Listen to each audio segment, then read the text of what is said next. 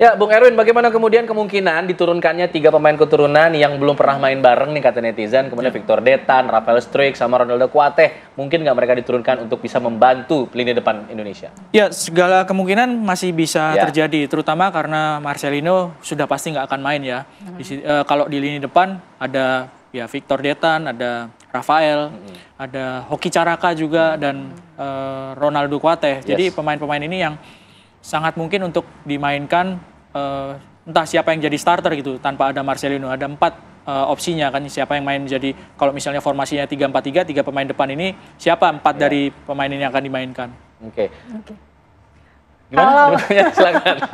Nah, kan kita tahu kalau Vietnam ini diunggulkan karena dia bermain di kandang sendiri. Nah, bagaimana kira-kira strategi yang harus dilakukan oleh Sintayong untuk meredam agresivitas dan cara bermain Vietnam yang disiplin di depan para pendukungnya, dan itulah adalah keuntungan buat Vietnam tentunya. Iya, sebelum jawab saya udah gitu dulu. Ya, karena berkaca dari 2 pertandingan awal ya, terutama ketika menghadapi Laos. Bagaimana ketika menghadapi Laos itu sebenarnya Indonesia possession-nya lebih banyak. Main terbuka sih. Ya, tapi ketika mendapatkan serangan itu filter dari lini tengahnya itu kelihatan agak kurang, sehingga serangan dari Laos itu bisa langsung masuk kotak penalti, berhadapan dengan penjaga gawang, dan mereka bisa memanfaatkan itu dengan maksimal. Menghadapi Vietnam, saya rasa tekanan yang akan dihadapi akan jauh lebih berat karena kualitas main Vietnam di atas Laos. Jadi mungkin yang harus dihadapi, yang harus dilakukan adalah berkonsentrasi di lini pertahanan, fokus di lini pertahanan sejak menit awal. Ya. Parkir bus dong. Ya, tergantung situasi seperti apa gitu ya. Ya, fokus, tidak boleh lengah menghadapi Vietnam. Yang penting tidak kalah mental terlebih dahulu karena main di Vietnam, ya main bukan di Hanoi, di Putau, tapi kan Vietnam itu supporternya pasti agresif dan sangat militan. Saya pikir harus benar-benar fokus, konsentrasi, dan menghilangkan kesalahan ketika menghadapi Laos sih. Ada juga informasi yang mengatakan bahwa nanti sistem VAR-nya tidak dipakai di stadionnya, tapi diambil dari Malaysia. Ini sejauh mana itu dibolehkankah oleh pertandingan? Biasanya seperti itu apa wajar harus seperti itu? Ini merupakan, kalau memang kejadian, memang sebuah hal yang mungkin nggak sering dilakukan ya, tapi kita bisa diprotes nggak sama PSSI atau apa gitu? Kalau sudah diputuskan bersama nggak bisa diprotes ya. Tapi kita berharap sih kalaupun terjadi seperti itu nggak banyak berpengaruh negatif ya, nggak mempengaruhi permainan Indonesia, ataupun nanti ada kejadian nggak berpengaruh yang merugikan Indonesia sih. Cuman yang harus diingat seperti ini sih, menghadapi Vietnam ini kan bukan akhir dari pertandingan grup. Ya, Indonesia saat ini ada 4 poin gitu ya. Setelah Vietnam kita akan pulang tanggal 21 lawan Filipina. Jadi untuk lolos ke babak selanjutnya dari grup B ini, ya apapun pertandingan lawan Vietnam hasilnya, menurut saya seri itu udah hasil yang maksimal. Harus bisa mengambil poin penuh ketika menghadapi Filipina, ketika bermain di kandang. Itu yang harus dilakukan, yang harus diingat gitu ya. Kalau mau lolos ke babak berikutnya. Ya, kalau berbicara mengenai starting line up, siapa saja kira-kira yang bisa menjadi formasi terbaik untuk menghadapi Vietnam malam ini? Nah, ini yang jadi tanda tanya. Karena bukan hanya di tim U23 saja, di tim senior beberapa kali Coach Sintayong itu kan juga suka mengubah-ubah gitu ya. Menghadapi Bahrain siapa yang main, menghadapi Cina siapa yang main gitu ya. Itu positif apa negatif sih kalau kayak gitu? Kalau hasilnya positif ya positif gitu ya. Tapi kalau hasilnya lebih banyak positif apa negatif ya kalau kayak gitu? Lihat dari hasil rekam jejaknya Sintayong yang sering ubah-ubah formasi dan juga pemain. Kalau lihat dari pertandingan di Piala AFF, hasilnya mungkin belum terlalu positif gitu ya. Negatif enggak, karena nggak kalah gitu. Tapi seri lawan Laos setelah mengubah beberapa pemain di pertandingan lawan Laos dibandingkan Myanmar, ini tentu hasilnya kurang maksimal ya. Nah, siapa yang akan main itu yang masih jadi tanda tanya. Apakah di posisi kiper Cahya yang main solid di pertandingan Myanmar diganti lagi lawan Laos, Dava, dan akhirnya kebobolan 3 gol. Ini apakah balik lagi ke Cahya di lini belakang, apakah di sektor kanan Asnawi jadi starter atau enggak? Ini yang masih jadi tanda tanya, karena kalau dari pengalaman, dari usia, Asnawi kan senior tapi nggak jadi starter juga di pertandingan lawan Myanmar kan. Ambil contoh seperti itu. Jadi masih tanda tanya. Apakah Rafael jadi starter waktu lawan Myanmar? Enggak. Waktu lawan Laos jadi starter. Masih banyak tanda tanya, karena kalau dilihat ini turnamen kan memang dalam rangka untuk mempersiapkan tim ke SEA Games. Masih mencari-cari siapa pemain yang top gitu. Harusnya sih kalau sudah turnamen nggak cari-cari lagi. Cari-cari ini kan di pertandingan uji coba gitu. Tapi ya sudahlah, ini resiko yang harus dihadapi, dan resikonya kalau misalnya hasilnya nggak sesuai harapan ya pasti kan akan dikritik gitu ya, timnas, Coach Sintayong ataupun PSSI. Nah, masalahnya tim Vietnam juga sudah memberikan pernyataan bahwa satu-satunya pemain yang sekarang berbahaya untuk dari Indonesia itu cuma Pratama Arhan doang, lemparan ke dalamnya gitu katanya. Artinya ini lecutan buat pemain-pemain lain agar bisa dilihat, agar bisa tampil baik, karena hanya Arhan doang yang diwaspadai sejauh ini. Ya, kalau hanya Arhan saja yang diwaspadai Vietnam, kalau beneran kejadian seperti itu, ya bersyukur gitu. Karena Indonesia sebetulnya kan masih punya ya Rafael, meskipun belum bisa cetak gol, pemain belakang yang bisa cetak gol, Ferrari kemarin cetak 2 gol ya, betul. Asnawi bisa cetak gol gitu. Tapi saya pikir itu hanya sekedar lip service saja dari dari tim Vietnam ya. Tapi karena memang di beberapa momen lemparan ke dalam dari Arhan ini memang menghasilkan gol. Jadi salah satu yang diwaspadai itu ya sangat wajar sih.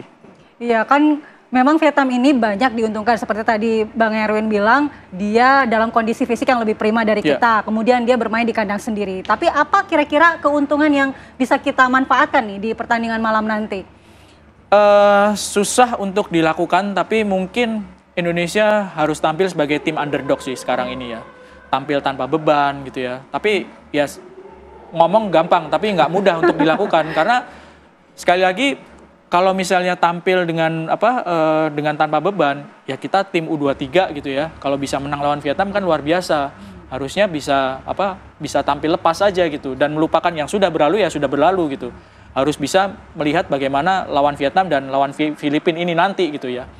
Susah untuk bisa kira-kira yang keunggulan dari Indonesia dengan permainan seperti 2 pertandingan awal, fisik yang sudah terkuras, lawan Vietnam yang pemain-pemain seniornya mereka ada di situ, di kandang Vietnam lagi.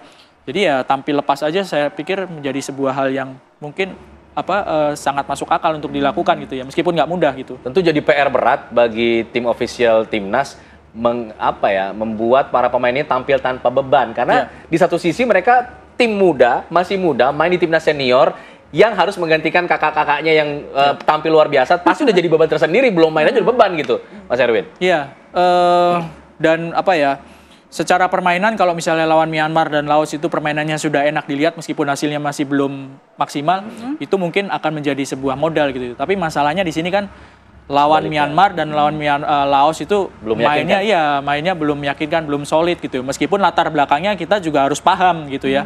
Sehingga ekspektasinya nggak ketinggian, latar belakangnya mereka persiapannya belum terlalu lama, uji cobanya juga nggak ada uji coba internasional gitu ya. Menghadapi lawan yang lebih senior itu yang harus diingat sih sebenarnya. Supaya bebannya nggak terlalu berat gitu. Pertandingannya antara Vietnam dan Indonesia selama ini seperti apa? Kita bisa menganalisis. Unggul tuh beberapa match terakhir di kualifikasi Piala Dunia, lalu Piala Asia. Kan unggul tuh, menang terus sebenarnya. Tapi kan dengan catatan, Tom Hai dan kawan-kawan main. Saya mau ngasih optimisme maksudnya. Ya histori itu akan menjadi apple to apple kalau misalnya kondisi tim itu sama gitu ya. Pemainnya sama, kembali lagi ya, kondisi fisiknya sama gitu ya. Jadi yang sekarang ini memang yang diuntungkan Vietnam gitu ya. Dengan kondisi fisik aja mereka jauh lebih diuntungkan gitu. Mereka nggak mondar-mandir seperti Indonesia gitu. Mereka tampil dengan pemain senior. Di usia U23, U20 masih di bawah U23, itu beda setahun 2 tahun aja bisa cukup besar gitu pengaruhnya ya. Karena jam terbang, mental, pengalaman itu sangat pengaruh sih. Jadi harus all out atau dilepas sama Sintayong pertandingan ini? Mengingat kondisi fisik tadi, mengingat masih belum solid, kita all out di Vietnam atau all out di Filipina aja atau gimana? Prioritasnya lolos AFF atau menang Vietnam? Kalau sudah tampil di pertandingan sejak awal ya, sejak sebelum turnamen, meskipun judulnya ini ya udah kita pemain U23, kita persiapan ya harus all out gitu. Harus all out lawan Vietnam gitu ya. Lawan Filipina ya nanti kita pikirin Indonesia pikirin nanti setelah lawan Vietnam, tapi lawan Vietnam ini juga harus all out gitu. Meskipun dengan resiko cedera tadi, waktu istirahat yang kurang cukup dan lain sebagainya. Iya, itu resiko yang harus diambil gitu. Karena kalau dilepas aja kan nggak ada jaminan juga ketika menghadapi Filipina seperti apa pertandingannya kan. Kita harus maksimalkan setiap pertandingan sih. Minimal kita dikenal dengan daya juang tinggi dan banyak talenta mungkin ya Mas Erwin bisa jadi Mudah-mudahan modal. ya, mudah-mudahan. Oke, dengan all out tadi, dengan optimisme tadi, kira-kira kita bisa unggul apa tidak? Saya nggak mau nanya skor dulu deh. Kita bisa unggul apa tidak? Kalau dalam kondisi seperti sekarang, seri itu sudah merupakan hasil yang maksimal ya. Oke. Ketua Umum kan sebenarnya bilang, Pak Erick Thohir bilang bahwa lawan Myanmar, lawan Laos itu targetnya menang gitu ya. Lawan Vietnam itu seri, masuk akal memang gitu ya. Lawan Myanmar, lawan Laos apalagi kita nggak punya sejarah kesusahan sebetulnya lawan Laos gitu di Kaget emang kemarin. 10 pertandingan 10 tahun terakhir nggak pernah ada cerita Laos bisa cetak lebih dari 2 gol tuh nggak pernah ada gitu. Jadi lawan Vietnam ini seri aja kita mungkin sudah bisa maksimal gitu, hasil yang maksimal gitu. Iya, kita kembali mungkin bisa menganalisis teknik-teknik permainannya ini yang bisa digenjot ini seperti apa untuk bisa bermain all out itu tadi. Mungkin peluangnya nggak akan melimpah ya ketika menghadapi Vietnam itu ya. Dan ini yang harus dimaksimalkan, terutama untuk pemain-pemain gelandang atau pemain depan. Karena 4 gol yang dicetak oleh Indonesia itu kan kebanyakan bukan berasal dari pemain menyerang, bukan berasal dari pemain depan gitu. Ferrari cetak 2 gol ya kan. Iya betul. Kadek cetak 1 gol, Asnawi cetak 1 gol, itu pemain-pemain bertahan semua. Depannya gitu. belum ada yang gol. Iya, ini PR ya bagi pemain-pemain depan, pemain gelandang ataupun pemain striker. Oke. Aduh, saya tetap pengen kasih semangat sebenarnya nih. Harus. Oke. Oke, tadi bilangnya seri sudah untung, sudah bagus, sudah oke. Serinya berapa kira-kira? Mudah-mudahan bisa cetak gol ya. Iya, betul. 1-1 mungkin ya. 1-1 sudah oke lah ya. Itu juga nggak mudah sih sebenarnya ya. 1-1 ya. Iya. Biar semangat minum jamu di Jalan Juanda. Aku padamu timnas Garuda. Ayo bisa lawan Bisa. tim Vietnam, bisa menang lah ya. Oke, mudah-mudahan seri bisa hasil yang cukup bagus bagi timnas Indonesia, tapi mudah-mudahan kita bisa mencuri kemenangan lah di Vietri nanti. Mudah-mudahan kita bisa menang. Tetap optimisme seperti itu. Maju terus, Opa Sintayong. Oke. Oke. Baik, terima kasih. Sama-sama, Bang Eren terima kasih atas juga. waktunya.